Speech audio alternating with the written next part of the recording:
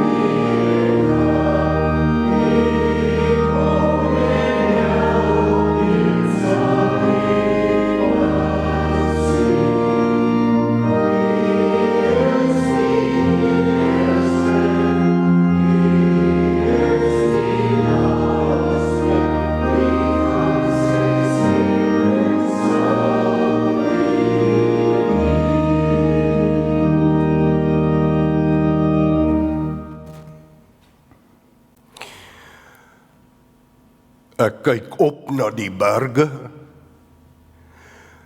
Waar sal daar vir my hulp vandaan kom?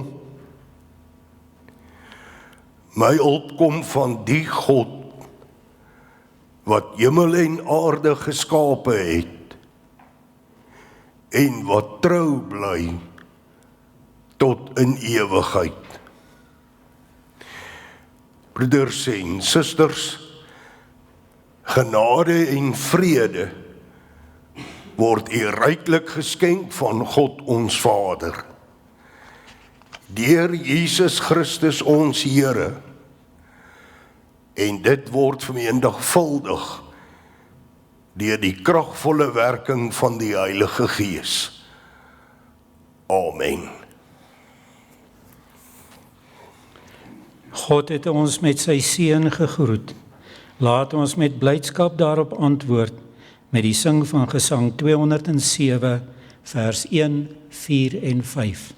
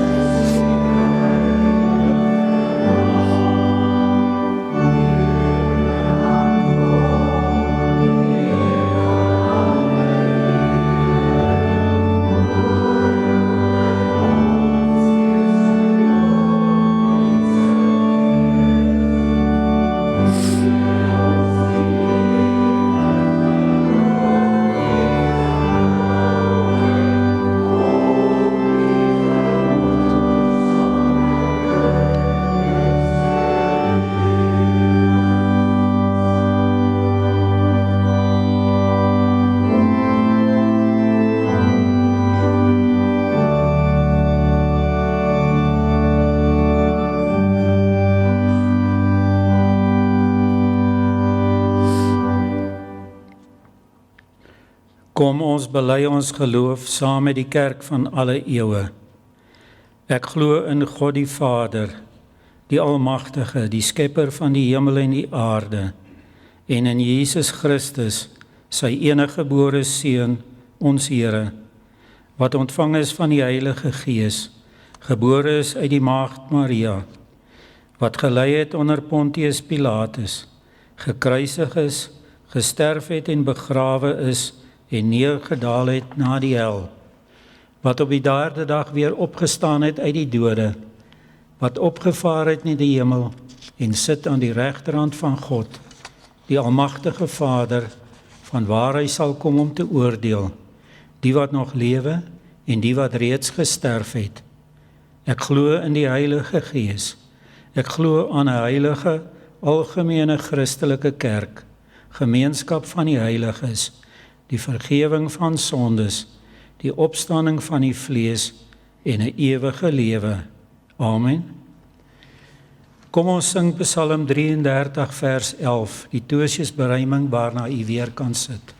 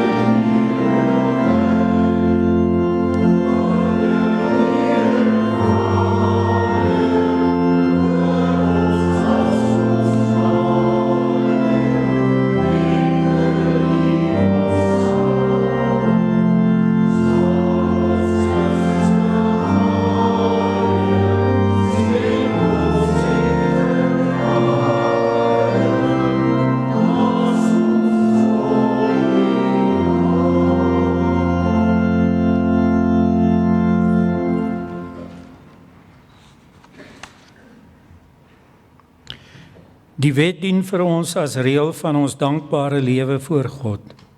Hoor die wet soos wat Jesus dit opsom in Markus 12 vers 28 tot 31. Een van die skrifgeleerdes het hulle hoor redeneer en het nader gestaan. Toe hy sien dat Jesus hulle 'n goeie antwoord gegee het, vra hy vir hom: "Wat is die heel grootste gebod?" Jesus antwoord hom: "Die eerste is: Luister Israel, die Here ons God is die enigste Here. Jy moet die Here jou God lief hê, met jou hele hart, met jou hele siel en met jou hele verstand en met al jou krag. Die tweede is, jy moet jou naaste lief hê soos jouself. Geen ander gebod is groter as die twee nie." Kom dat ons antwoord op God se wet bedink met die sing van Gesang 267 vers 1 en 2.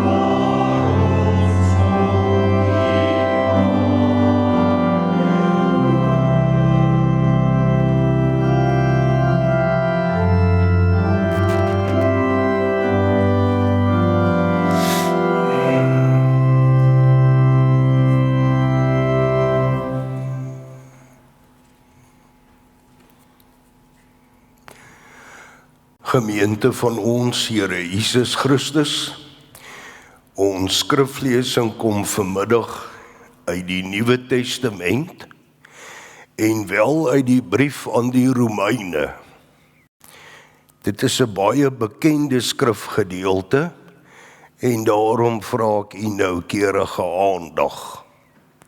Hoofstuk 8 vanaf vers 31 tot 39.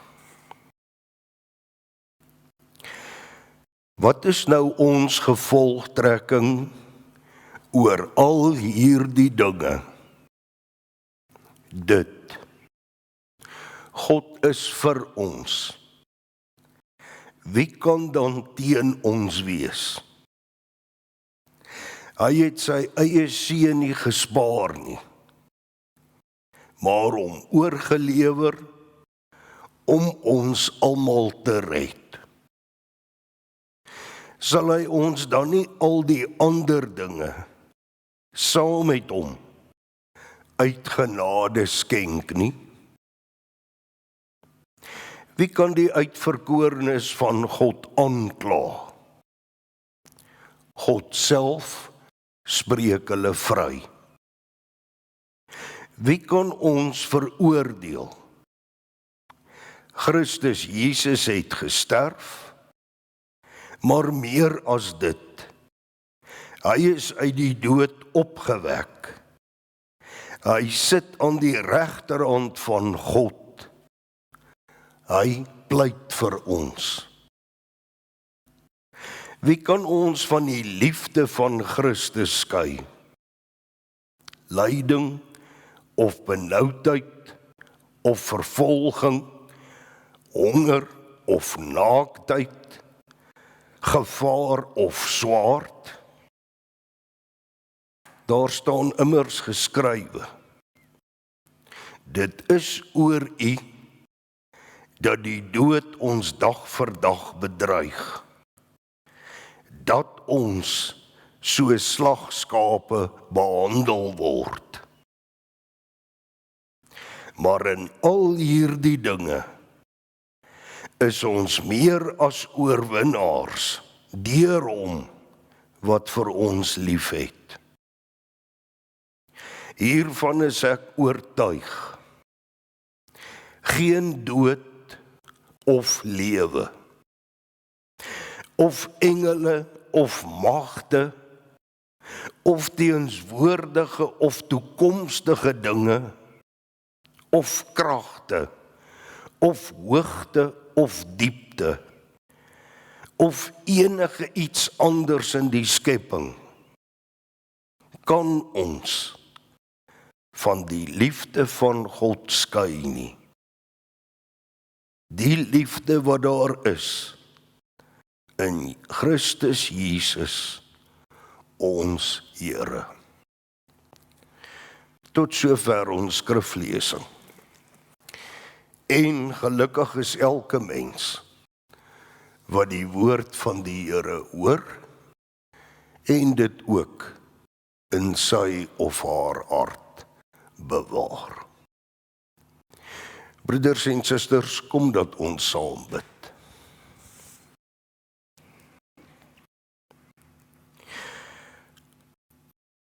Ons Vader in die hemel, ons eer en aanbid u alleen. U heers van ewigheid tot in ewigheid. Geen mag, hoe groot of hoe boos ook al, ontkom aan u almag nie. Net wanneer u praat, sidder alles wat bestaan. Ons bid u goeie Heer, dat u tog vandag, en solank as wat ons aardse toekoms mag duur, dat u ons sal laat bly onthou dat u seun aan u regterhand as koning heers, en dat daarom niks ons uit u hande kan red nie. Ons dank u vir u woord om in Christus al ons dae met ons te wees. Ons dank u dat ons daarom u nie hoef te soek nie. Dat ons u teenwoordigheid nie hoef te koop met onbetaalbare offers nie. Maar dat u in u liefde net by ons is. In ons vreugdes en ook in ons donker nagte van bang wees. Laat ons tog bly onthou dat ons Here weer na ons sal terugkeer om ons u nuwe hemel en nuwe aarde in te neem. Skryf dit tog in ons hart en verstand. Dit terwyl goeie Heer, ons u almag nie met ons aardse oë kan sien,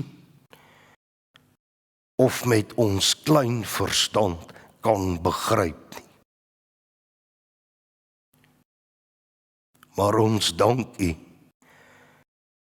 dat ons maar net met 'n fluisterstem kan bid, en weet, dat u die Skepper, onwrikbaar, ons in u beskerming hou. Hoor tog op hierdie dag ook ons gebed, want ons kniel voor u, op grond van hom, wat langs u, op u troon sit. Amen.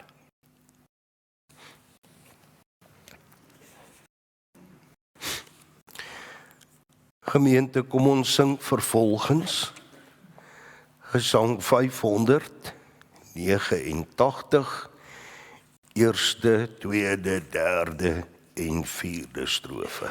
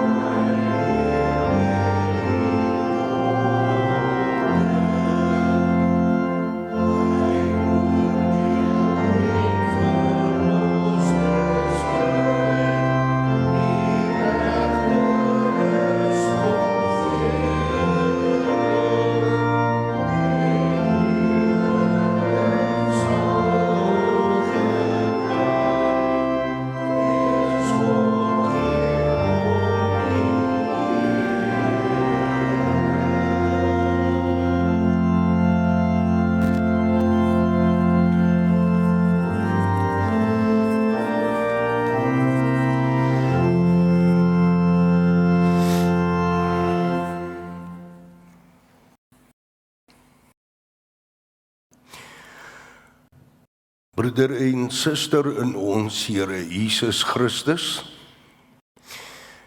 die kerk se leerboek, die Heidelbergse Katekisme, begin met die vraag: wat is jou enigste troos in lewe en dood? En dan wanneer 'n mens hierdie vraag hoor, dan begin ons onwillekeurig, heel mens, dink oor hierdie lewe en dink oor wat sal ons nou troos? En so het ons elkeen maar ons eie gedagtegang, gaan oor siek wees, ouderdom. En as jy jonger is, dan gaan dit om te dink oor 'n huis, 'n motor, genoeg om van te leef.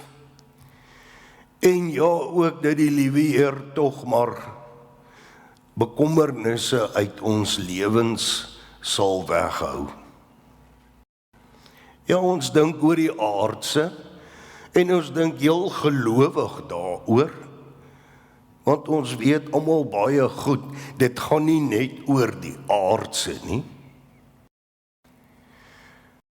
Maar dan kom die leerboek met 'n antwoord. Met 'n antwoord baie groter en breër en wyer as wat ons moontlik op die oomblik dink.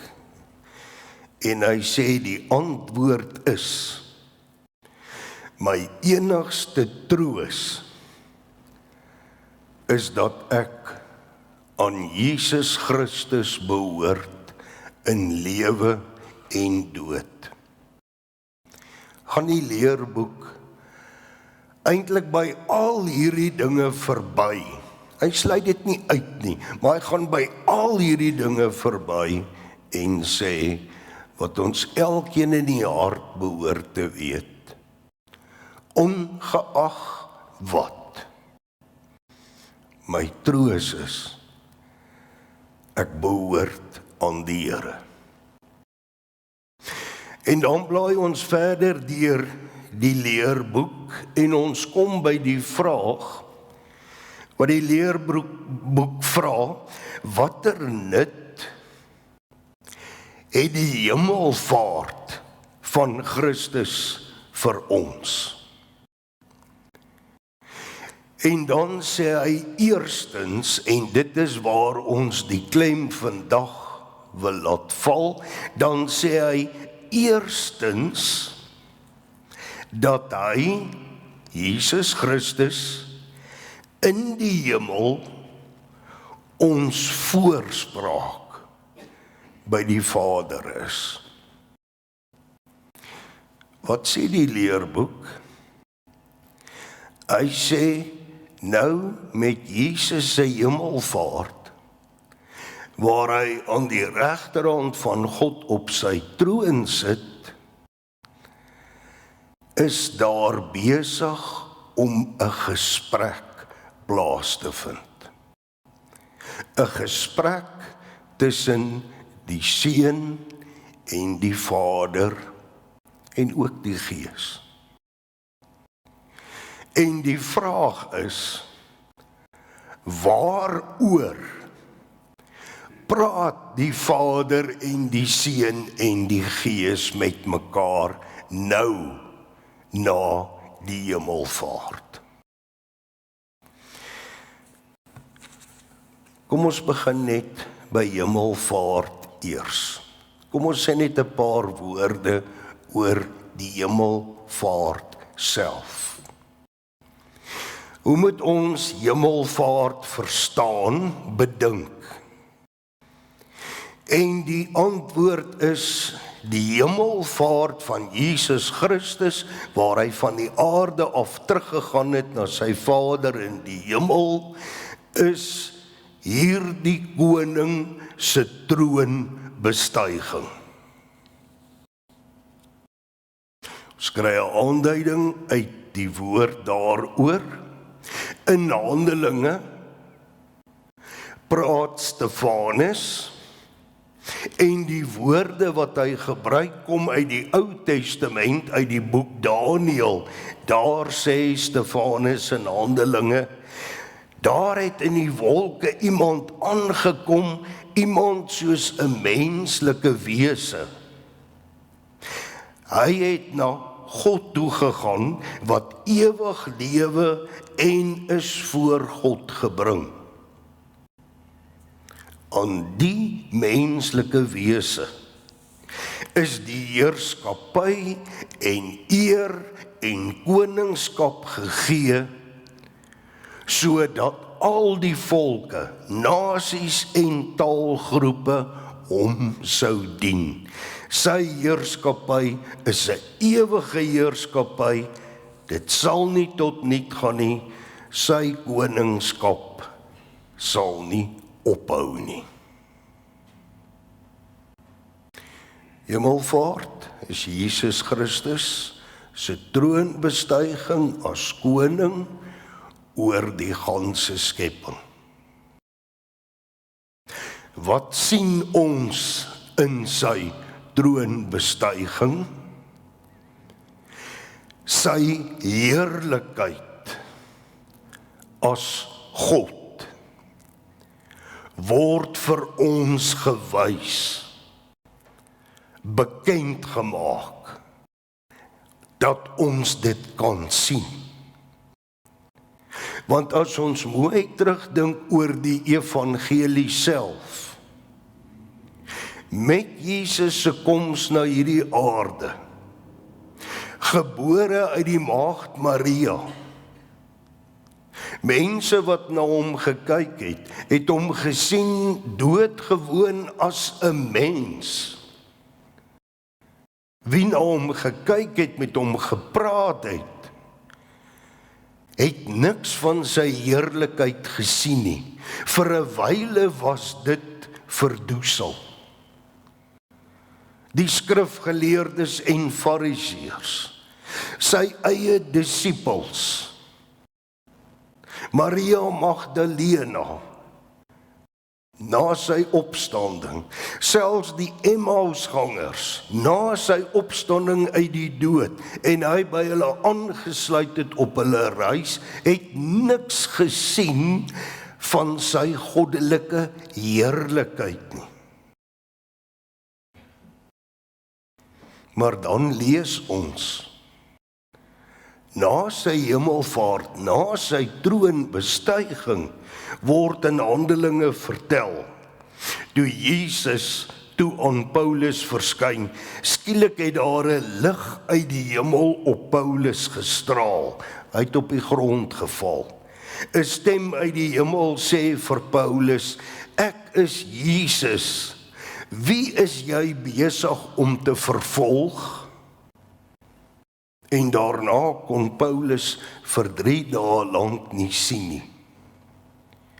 Die heerlikheid wat na sy troonbestuiging weer uit hom straal, omdat hy God is, die Seun van God. En dieselfde lees ons in Openbaring. In die eerste visioen wat ons in Openbaring lees, waar Jesus ons voorgehou word as Heer en Meester by sy kerk, dan skryf Johannes, en daar het 'n lig uit hom gestraal. Kyk vir 'n oomblik na die son, en dan maal jy dit met 100, die lig wat uit hom straal. Na sy troonbestuiging, hemelvaart, sien ons sy heerlikheid, moet ons sê, weer. Niemand het dit op aarde gesien nie. En die laaste saak, na sy hemelvaart, as koning, omvou hy hierdie hele wêreld waarin ons leef, met sy heerlikheid. Na die val van Adam en Eva, en dis te swak gesê, was God nie tevrede met hoe Adam en Eva nou lyk en ook die wêreld wat God geskep het nie. Maar na Jesus Christus se troonbestuiging word hierdie hele wêreld omvou met die heerlikheid wat uit Jesus Christus straal. Kolossense probeer dit verwoord as daar staan, maar nou het hy ook julle met homself, met God self versoen, deurdat sy seun as mens gesterf het, om julle heilig, sonder smet en onberispelik voor hom te stel. Wanneer sou 'n mens die heerlikheid van God kon uitstraal? As hy sondeloos is. Ons is nie, maar die Here het ons kom omvou met sy heerlikheid. So al lyk ons hoe vandag, straal uit ons op God se genade sy heerlikheid. En daarom moet ons maar mooi nadink oor hoe ons in hierdie wêreld leef en of die heidene iets van God by ons sien. Soos Matteus mos sê, laat julle lig skyn, dat die wêreld God se koninkryk kan sien. Dis wat sy troonbestuiging ons gebring het. En nou sal ons sê, goed, maar nou kyk ons elkeen maar na onsself. En ons elkeen weet, sonder dat iemand dit vir jou hoef te sê, dag vir dag oortree ek nog steeds die gebod van die Here. Dag vir dag soog ons op hierdie aarde wat stikkend is en sy stikkende kante ons seer maak. Dag vir dag sien ons onsself in die spieël. En as ons eerlik met onsself is, sien ons nie veel van die heerlikheid wat om ons gevou is nie. Maar dan kom die saak waaroor dit gaan. Terwyl ons lyk soos ons lyk, en is soos ons is, mense op hierdie aarde, het die gesprek in die hemel, na die hemelvaart, het die gesprek verander. Hoe het die gesprek voor hemelvaart gelyk? En ons vat net so voelvlug deur die Ou Testament. In Genesis lees ons, wat praat God met homself?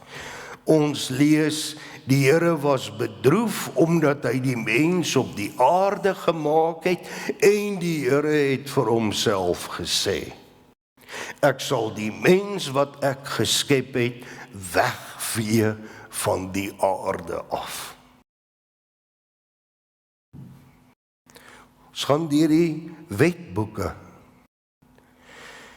En in Numeri staan daar, die Here het vir Moses en Aaron gesê, hoe lank sal hierdie slegte volk nog aanhou met hulle verset teen my?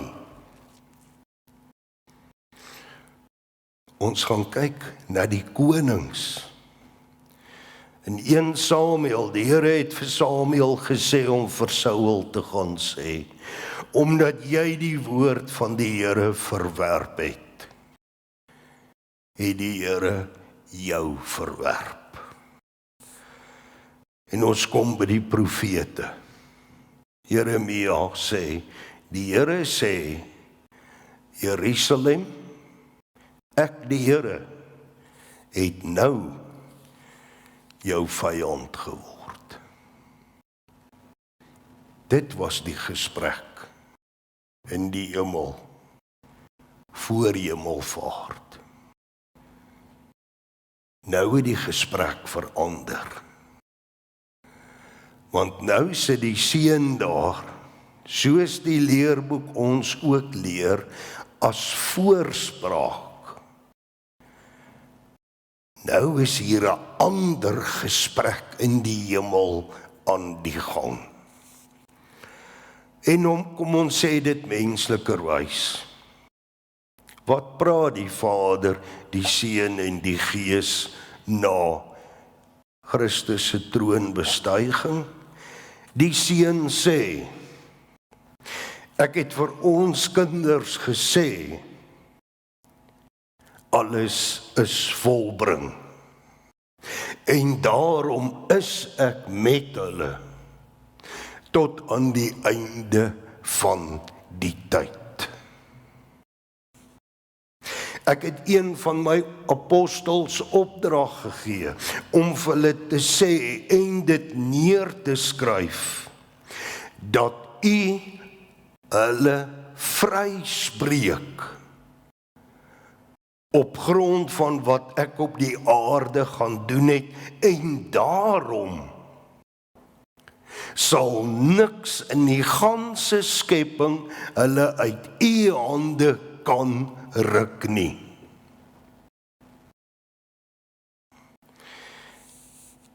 Sê die Seun vir die Vader, ek het vir hulle gesê, elkeen van julle is met my bloed gewas. En as julle dit nie mooi hoor nie, het ek vir hulle die doop ingestel. En as hulle nie mooi kan sien nie, het ek vir hulle die nagmaal ingestel, dat hulle ook kan proe. En wat antwoord die Gees? Die Gees sê vir die Vader, nou kan ek woorde wat u as Vader lank al gesê het, hulle elkeen weer op die hart druk. Want u het lank al vir hulle gesê, ek sal julle seën en julle beskerm. Ek sal tot julle redding verskyn en julle genadig wees. Ek sal julle gebede verhoor en aan julle vrede gee. En so is die Heer se hemelvaart die kroon op die evangelie. En dit staan vas. Of ons dit glo, en of daar sulke donker dae oor ons kom, dat ons dit nie meer kan glo nie. Dan staan dit vas. Jesus Christus is koning in die koninkryk van God oor alles. En ek en u het nie die verstand of die geloof om dit te verstaan nie. En daarom, as ons maar ewe menslik die hemelvaart van die Here herdenk, mag hy tog ook gee, dat ook hierdie kleine herinnering in ons harte warm sal laat klop, en ons die moed en die krag gee, om in hierdie lewe, hoe dit ook al lyk, met lewenslus voort te sit. Vandag sit hy aan die regterhand van God, ons Here. Amen.